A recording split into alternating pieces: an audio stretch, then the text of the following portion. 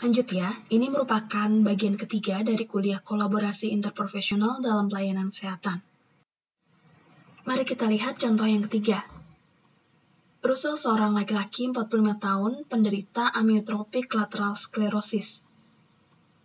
Kondisi ini menyebabkan ia mengalami penurunan fungsi otot. Dan baru-baru ini, Russell semakin sulit untuk mengunyah dan menelan. Kepada psikolog Russell, istrinya bercerita bahwa untuk aktivitasnya sehari-hari, Russell harus dibantu. Dan istri Russell juga terpaksa memberikan milkshake kepada Russell sebagai pengganti makanan, karena Russell kesulitan untuk makan. Russell kemudian dibawa ke fasilitas rehabilitasi dan dievaluasi oleh beberapa profesi kesehatan yang berbeda. Mereka melakukan penilaian awal dan kemudian mengisi rekam medik elektronik yang bisa diakses oleh semua profesi kesehatan yang terlibat. Berikut ini adalah hasil evaluasi yang dituliskan oleh masing-masing tenaga kesehatan di rekam medis Russell. Menurut perawat, Russell kesulitan makan dan sering batuk-batuk dan tersedak ketika makan. Sementara menurut speech language pathologist, Russell menunjukkan adanya tanda-tanda aspirasi selama vokalisasi. Menurut terapis okupasinya, Russell perlu alat bantu untuk memposisikan diri dan makan secara mandiri. Sementara menurut fisioterapisnya, Russell mengalami kesulitan stamina untuk makan secara mandiri. Pada hari Jumat setelah terapi, speech language pathologist mengindikasikan bahwa Russell menunjukkan tanda-tanda aspirasi dan kesulitan bernapas. Ia mengamati Russell pada saat makan dan khawatir dengan kondisi Russell yang tersedak saat mencoba menelan. Ia kemudian menelpon dokter dan memberitahu perawat akan ada kemungkinan aspirasi. Dan ia juga meninggalkan instruksi protokol makan untuk Russell di rekam medisnya. Selama akhir minggu, perawat melaporkan bahwa Russell makan beberapa kali ditemani keluarganya dan juga ditemani oleh asisten perawat. Namun pada hari Minggu malam, seorang perawat melaporkan bahwa Russell demam dan ia menunjukkan upaya bernapas yang berat serta tidak responsif. Russell didiagnosis mengalami pneumonia berat dan segera ditransfer ke ICU. Russell akhirnya meninggal dunia di ICU. Hasil wawancara dan review penjaminan mutu menemukan bahwa para profesional yang terlibat dalam perawatan Russell telah melewatkan kesempatan dalam memberikan pelayanan yang holistik dan aman bagi Russell. Nah, menurutmu, kesempatan apa yang dilewatkan oleh tenaga profesional yang merawat Russell? Dan kira-kira mengapa sampai terlewat?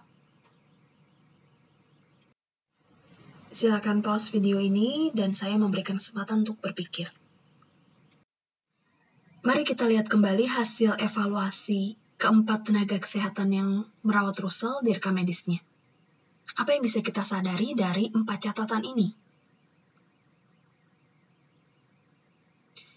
Ya, semua tenaga kesehatan ini menyadari bahwa Russell berpotensi mengalami aspirasi atau masuknya benda, dalam hal ini adalah makanan, ke jalan napas. Perawat mengidentifikasi bahwa Russell sulit untuk makan dan sering batuk-batuk atau tersedak ketika makan.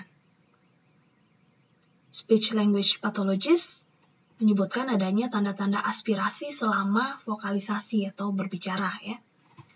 Kemudian terapis okupasi mencatat bahwa Russell akan perlu alat bantu untuk memposisikan dirinya dan untuk bisa makan secara mandiri. Sementara fisioterapis mencatat bahwa Russell memiliki stamina yang menurun untuk bisa makan secara mandiri, sehingga sebenarnya Russell tidak fit untuk makan sendiri. Tapi apakah mereka berusaha untuk mengatasi masalah Russell ini sebagai tim? Tidak. Mereka tidak mencari pemecahan masalahnya sebagai tim. Hanya mencatat dan memberikan saran dari profesi mereka masing-masing, namun tidak saling berdiskusi satu sama lain untuk memilih mana yang lebih tepat untuk pasien ini. Apa yang bisa dilakukan dari masing-masing profesi untuk memberikan layanan yang tepat yang dibutuhkan oleh pasien ini. Yang kedua, masing-masing tenaga kesehatan menggunakan bahasa yang berbeda-beda untuk menjelaskan kontributor terjadinya aspirasi pada aerosol. Misalnya batuk-batuk, tersedak, tanda-tanda aspirasi, memposisikan diri, serta stamina. Semuanya sebenarnya memberikan tanda-tanda atau indikasi ke hal yang sama, namun karena bahasa yang digunakan berbeda-beda dan tidak ada diskusi di antara anggota tim ini, maka hal ini gagal untuk di-address atau dipecahkan sebagai tim. Apa yang bisa kita pelajari dari ketiga kasus tadi? Yang pertama, bahwa dokter tidak bisa memecahkan masalah kesehatan pasien seorang diri. Yang kedua, bahwa masalah komunikasi merupakan penyebab utama terjadinya kesalahan medis. Dan yang ketiga, keterlibatan beberapa profesi kesehatan dalam pelayanan pasien tidak berarti tim tersebut berfungsi dengan baik. Seperti yang kita lihat pada contoh kasus ketiga, masalah kesehatan pasien seringkali tidak dipecahkan sebagai tim. Dan juga masing-masing anggota tim menggunakan istilah atau bahasa yang berbeda-beda untuk menjelaskan hal yang sama. Hal ini menjadi tantangan ketika dokter harus bekerja sama dengan profesi kesehatan lain di layanan kesehatan. Saat ini kita menghadapi berbagai tantangan kesehatan yang memerlukan pendekatan interprofesional. Di antaranya adalah kesehatan ibu dan anak, HIV/AIDS, tuberkulosis dan malaria, krisis dan konflik kemanusiaan, masalah health security, yaitu bahaya epidemi dan pandemi, serta penyakit tidak menular dan masalah mental, dan juga sistem dan pelayanan kesehatan. Untuk bisa mengatasi tantangan-tantangan ini, dokter perlu belajar bagaimana caranya bekerja sama dan berkolaborasi dengan profesi kesehatan lainnya.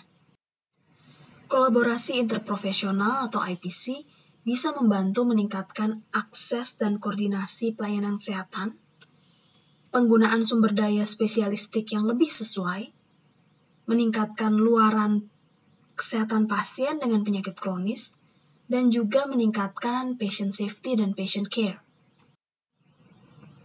Selain itu, kolaborasi interprofesional dapat menurunkan komplikasi penyakit pada pasien, menurunkan lama rawat inap di rumah sakit, menurunkan tegangan dan konflik antar penyedia layanan atau pemberi layanan, menurunkan turnover staff atau pergantian staff, jadi staffnya berhenti karena tidak puas dengan suasana kerjanya, dapat menurunkan angka admission atau masuknya pasien ke rumah sakit, menurunkan kesalahan medis dan juga mortalitas pasien.